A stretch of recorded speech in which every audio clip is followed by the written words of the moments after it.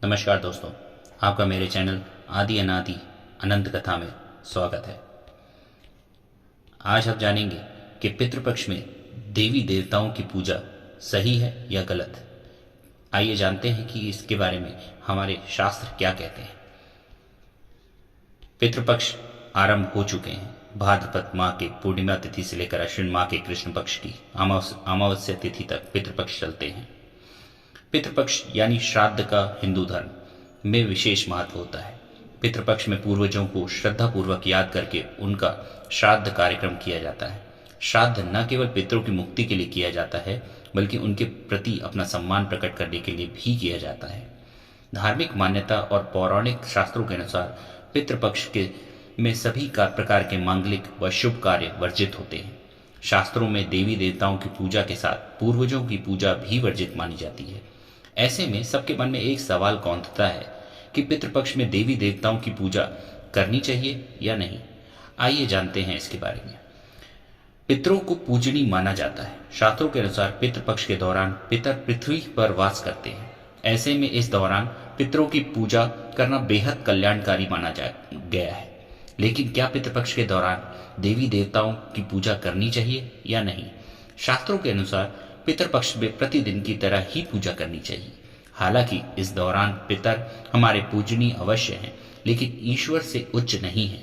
इसलिए इस दौरान हमें देवी देवता की पूजा करनी चाहिए। पितृपक्ष में इन बातों का ध्यान रखना बहुत जरूरी है।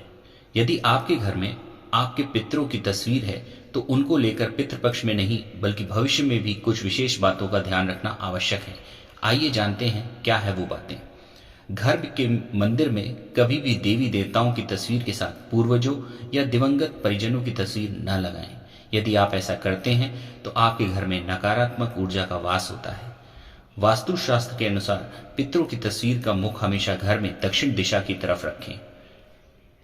वास्तुशास्त्र की माने तो घर में पितरों की एक से अधिक तस्वीर नहीं होनी चाहिए।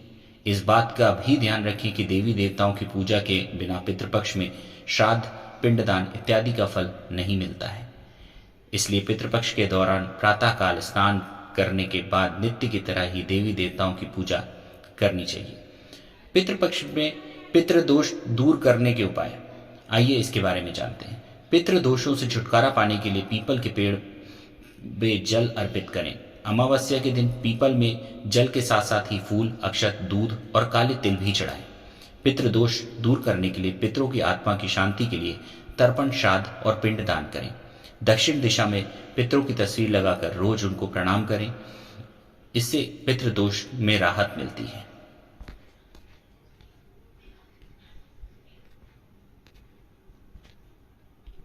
आइए जानते हैं कि पितृपक्ष में ऐसे कौन से कार्य हैं जो हमें करने चाहिए और किन से बचना चाहिए।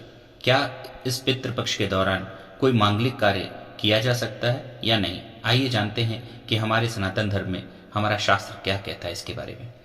पितृपक्ष में श्राद्ध कर्म किया जाता है। श्राद्ध कर्म में पिंडदान, तर्पण, दान, ब्राह्मण भोजन और पंचबली कर्म किया जाता है।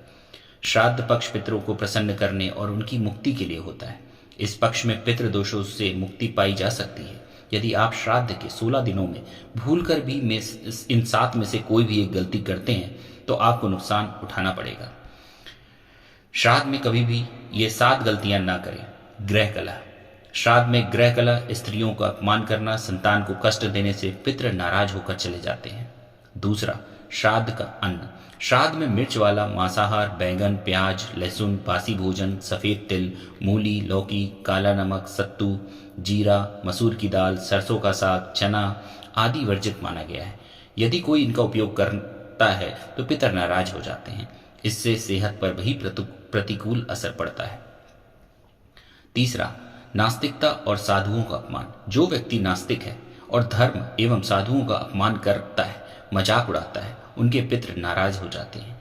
यदि आप नास्तिक हैं या श्राद्ध कर्म को नहीं मानते हैं तो अपने तक ही सीमित रखें, किसी का अपमान न करें। चौथा, श्राद्ध करने के नियम। पिता का श्राद्ध पुत्र करता है। पुत्र के न होने पर पत्नी को श्राद्ध करना चाहिए। पत्नी न होने पर सगा भाई श्राद्ध कर सकता है। एक से ज्यादा पुत्र होने पर बड़े पुत्र को श्राद्ध करना चाहिए। उक्त नियम से श्राद्ध न करने पर पितृ नाराज हो जाते हैं।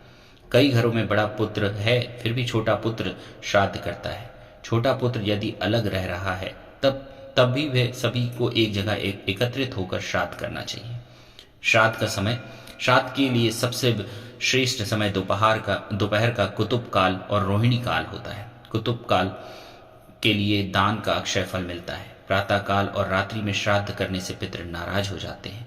कभी भी रात में श्राद्ध न करें, क्योंकि रात्रि राक्षसी का समय है। दोनों संध्याओं के समय भी श्राद्ध कर्म नहीं किया जाना चाहिए। छठा, नशा करना, मांसाहार। श्राद्ध के दौरान शराब पीना या मांसाहार भोजन करना वर्जित माना गया है। झूठ बोलना और ब्याज का धंधा करने से भी पितृ नाराज हो जाता है। यह कर्म भूलकर भी न करें। सातवां, मांगलिक कार्य करना वर्जित है। श्राद्ध के दौरान मांगलिक कार्य करना नहीं किए जाने चाहिए, जैसे विवाह, सगाई, गृह प्रवेश, शुभ शुभारंभ आदि।